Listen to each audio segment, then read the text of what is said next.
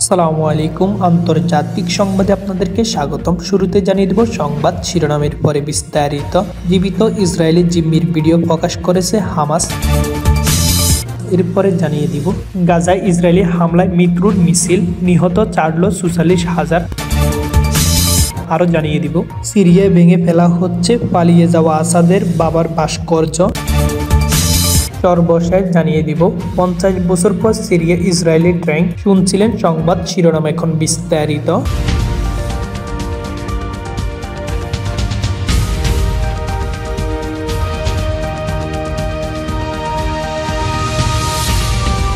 জীবিত ইসরায়েলি এক জিম্মির একটি ভিডিও প্রকাশ করেছে ফিলিস্তিনি সশস্ত্র গোষ্ঠী হামাস। শনিবার 7 ডিসেম্বর ইসরায়েলি জিম্মি মাতান জাঙ্গাউকারকে ভিডিওটিতে দেখানোর দাবি করেছে গোষ্ঠীটি। ব্রিটিশ বার্তা সংস্থা রয়টার্স এই খবর জানিয়েছে। ভিডিওতে একজন ব্যক্তি নিজেকে মাতান জাঙ্গাউকার 24 হিসেবে পরিচয় দেন। এই সময় তাকে ইসরায়েলি নেতাদের একটি চুক্তির জন্য অনুরোধ করতে দেখা যায়, যেটির আওতায় গাজা হামাসের হাতে জিম্মিরা ইসরায়েলে ফিরে আসতে পারবে।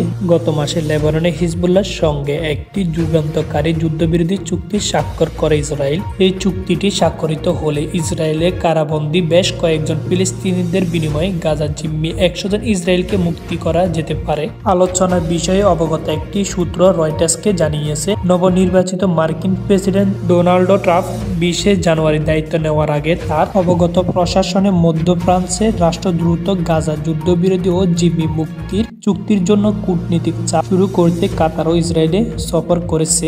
যুদ্ধ চলাকালীন 15তম মাসের হামাসের যুদ্ধের জন্য প্রার্থনা জিম্মিদের বেশ কয়েকটি ভিডিও প্রকাশ করেছে। তবে ইসরায়েলি কর্মকর্তারা এসব ভিডিও ক্লিপগুলোকে সরকারকে চাপিয়ে দেওয়ার একটি কৌশল হিসেবে উল্লেখ করে তা প্রত্যাখ্যান করেছে। ফিলিস্তিনের অবরুদ্ধ গাজায় ভূখণ্ডে ইসরায়েলের চলমান বর্বর হামলা আর অন্তত 52 জন ফিলিস্তিনি নিহত হয়েছেন।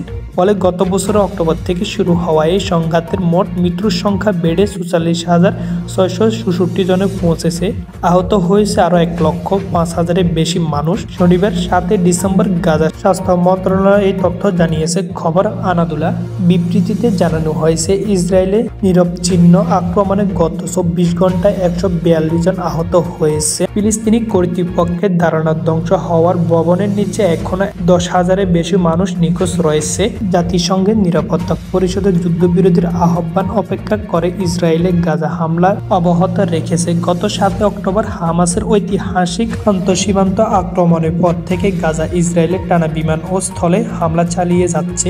এতে হাসপাতাল, স্কুল, মসজিদ এবং বিভিন্ন স্থাপনা ধ্বংস হয়েছে। গাজার 20 লাখেরও বেশি বাসিন্দা তাদের বাড়িঘর ছেড়ে পালাতে বাধ্য হয়েছেন। জাতিসংঘের মতো এই আক্রমণে গাজায় 85% মানুষ তীব্র খাদ্য, বিশুদ্ধ পানি ও ওষুধের সংকটে ভুগছেন। গাজায় 60% অবকাঠামো ধ্বংস হয়ে গেছে। ইসরায়েলের এই আগ্রাসনের কারণে গাজা এক ভয়াবহ মানবিক বিপর্যয়ে পরিণত হয়েছে। ইতিমধ্যে ইসরায়েলের বিরুদ্ধে আন্তর্জাতিক আদালতে গণহত্যার অভিযোগ দায়ের করেছে। বিশ্বজুড়ে বিভিন্ন সংস্থা এবং মানবিকতার সংগঠন গাজায় অবিলম্বে যুদ্ধবিরতির আহ্বান জানালেও ইসরায়েলি বাহিনী আক্রমণ থামার কোনো লক্ষণ নেই। গাজায় এখন এক ধ্বংস, যেখানে লক্ষ লক্ষ মানুষ প্রতিনিয়ত নিজেদের অস্তিত্ব রক্ষার লড়াই চালিয়ে যাচ্ছে। রাজধানী দামেস্কে প্রবেশ করেছে সিরিয়ার বিদ্রোহীরা। পালিয়ে গেছে প্রেসিডেন্ট বাশার আল আসাদ। ভেঙে ফেলা হচ্ছে আসাদের বাবা সিরিয়ার সাবেক প্রেসিডেন্ট হাফিজ আল আসাদের ভাস্কর্য। 1971 থেকে 2000 সাল পর্যন্ত সিরিয়ার প্রেসিডেন্ট ছিলেন হাফিজ আল আসাদ। 2000 সালে তার মৃত্যু হয়। ওই বছর সিরিয়ার ক্ষমতা অধিষ্ঠিত হন তার ছেলে বাশার আল আসাদ। টানা 2 যুগ ধরে 24 বছর পর্যন্ত তিনি সিরিয়া শাসন করেন। তার আমলে 2011 সালে সিরিয়ার ভয়াবহ যুদ্ধ ছড়িয়ে পড়ে। মিত্র রাশিয়া এবং ইরানের সহায়তা কয়েক বছর রক্তক্ষয়ী যুদ্ধের পর বিদ্রোহীদের দমন করতে সক্ষম হন বাশার আল আসাদ। যদিও আনুষ্ঠানিক কোনো যুদ্ধবিরতি হয়নি, কয়েক বছর পর গত 27 নভেম্বর আসাদ বাহিনীর উপর অতর্কিত হামলা শুরু করে সিরিয়ার বিদ্রোহীরা। হায়াত তাহরির আল শামের নেতৃত্বে বিদ্রোহী গোষ্ঠীর এবারে আক্রমণের গতি এতটাই দ্রুত ছিল যে সরকারি বাহিনী তাদের সামনে কোনো ধরনের প্রতিরোধ গড়ে তুলতে পারেনি। অভিযান শুরু মাত্র 12 দিনের মাথায় আজ রোববার তার রাজধানী দামেস্কে প্রবেশ করেন। গতকাল শনিবার দামেস্কে থেকে 10 কিলোমিটার দূরে জারমানা শহরতলিতে কেন্দ্রীয় থাকা হাফিজ আল আসাদকে একটি ভাস্কর্য ভেঙে ফেলেন। হিজবুল্লাহর নতুন প্রধান শেখ নাঈম কাসেম বৃহস্পতিবার বলেছেন, ইসরায়েল এ পর্যন্ত 60 বারের বেশি যুদ্ধবিরোধী চুক্তি লঙ্ঘন করেছে। বৃহস্পতিবার এক ভাষণে তেল আবিবের বিরুদ্ধে এই অভিযোগ তুলেন তিনি। ইসরায়েলের সঙ্গে যুদ্ধবিরতির পর এই প্রথম ভাষণ দিলেন হিজবুল্লাহর প্রধান। বৃহস্পতিবার 5 ডিসেম্বর এক প্রতিবেদনে এই খবর জানিয়েছে মেহর নিউজ। তিনি বলেন, শহীদদের রক্ত হিজবুল্লাহ যোদ্ধাদের অনুপ্রেরণা দিয়েছে। এছাড়া হিজবুল্লাহর নেতা লেবানন প্রতিরোধ বাস্তব তাদের উদার সমর্থন দেওয়ার জন্য ইরানকে ধন্যবাদ জানান। ফিলিস্তিনের গাজা উপত্যকায় ইসরায়েলের আগ্রাসনকে কেন্দ্র করে 1 বছরের বেশি সময় ধরে লেবাননে হিজবুল্লাহর সঙ্গে সংঘাতে জড়ায় ইসরায়েলি সামরিক বাহিনী আইডিএফ। বিচ্ছিন্ন এইসব সংঘাত এক পর্যায়ে যুদ্ধে রূপ নেয়। পরে যুক্তরাষ্ট্র এবং ফ্রান্সের মধ্যস্থান গত 27 নভেম্বর যুদ্ধবিরতি সমর্থন হয় উভয় পক্ষ। যদিও চুক্তির ঘোষণার সময় নেতানিয়াহু বলেছিলেন, হিজবুল্লাহ চুক্তি শর্ত লঙ্ঘন করলে পাল্টা হামলা চালাতে দ্বিধা করবে না ইসরায়েল। এরপর গত সোমবার সন্ধ্যায় দক্ষিণ অঞ্চলের 2 গ্রামে ইসরায়েলের হামলা অন্তত 11 জন নিহত খবর পাওয়া যায়।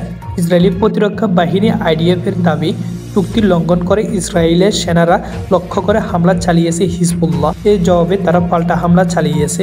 তবে আইডিএফের এমন অভিযোগ প্রত্যাখ্যান করে হিজবুল্লাহ। চুক্তি অনুযায়ী লেবাননের সামরিক ও বেসামরিক বা অন্যান্য রাষ্ট্র লক্ষ্যবস্তুর বিরুদ্ধে ইসরায়েলে কোনো সামরিক অভিযান চালাবে না। এর বিপরীতে হিজবুল্লাহ ইসরায়েলে কোনো হামলা চালাবে না। লেবাননের অন্য কোনো সশস্ত্র গোষ্ঠীও যদি ইসরায়েলের হামলা চালাতে চায়, সেখানেও প্রতিবন্ধকতা তৈরি করবে হিজবুল্লাহ। ইসরায়েলের দাবি, তারা আন্তর্জাতিক আইনের প্রতি শ্রদ্ধাশীল। দেশটি আরও বলেছে, 2023 সালের 7 অক্টোবর গাজা উপত্যকা থেকে হামাসের সীমান্ত হামলার পর থেকে তাদের নিজেদের সুরক্ষার নিশ্চিত ব্যবস্থা নেওয়ার অধিকার আছে। প্রতিবেদনের বিষয়ে তাৎক্ষণিকভাবে ইসরায়েলি কর্মকর্তাদের প্রতিক্রিয়া জানাতে পারেনি রয়টার্স। 14 মাস আগে ইসরায়েলে হামলা চালায় ফিলিস্তিনের স্বাধীনতাকামী সশস্ত্র সংগঠন হামাস। ইসরায়েলের হিসাব অনুসারে এই হামলা 1200 জন মানুষ নিহত হয়েছেন, 250 জনকে জিম্মি করা হয়। হামলার জবাবে একই দিন থেকে গাজা উপত্যকা হামলা শুরু করে ইসরায়েল। গাজা স্বাস্থ্য মন্ত্রণালয়ের হিসাব অনুসারে ইসরায়েলি হামলার এখন পর্যন্ত 44,400 জনের বেশি মানুষ নিহত হয়েছেন, আহত হয়েছেন আরো অনেকে। 5 ডিসেম্বর 2024 সালে সিরিয়ার কেন্দ্রীয় শহর হামাস চারপাশে বৃহস্পতিবার সরকারি বাহিনী এবং ইসলামপন্থী নেতৃত্বাধীন বিদ্রোহীদের মধ্যে তুমুল লড়াই চলছে। সরকারি সৈন্যরা অগ্রসরমান বিদ্রোহীদের ঠেকাতে চেষ্টা চালিয়ে যাচ্ছে। যুদ্ধ পর্যবেক্ষণকারী সংস্থা Syrian observatory for human rights এই কথা জানিয়েছে। পর্যবেক্ষণকারী সংস্থাটি জানায়, বিদ্রোহী যোদ্ধারা হামাস শহরকে 3 দিক থেকে ঘিরে রেখেছে। ব্রিটেন ভিত্তিক পর্যবেক্ষণকারী সংস্থাটি আরও জানায়, রাতে বিদ্রোহী এবং শাসক বাহিনীর মধ্যে বিশেষ করে হামলার ঠিক উত্তরে জাবাল জায়ন আল আবিদিন এলাকায় রক্তক্ষয়ী সংঘর্ষ হয়েছে। বরুদ থেকে বার্তা সংস্থা এফপি এই কথা জানিয়েছে। অবজারভেটরির প্রধান রামি আবদেল রহমান বলেছে, সরকারি সৈন্যরা বিদ্রোহীদের অগ্রগতি ঠেকানোর চেষ্টা তীব্র প্রতিরোধ গড়ে তুলেছে।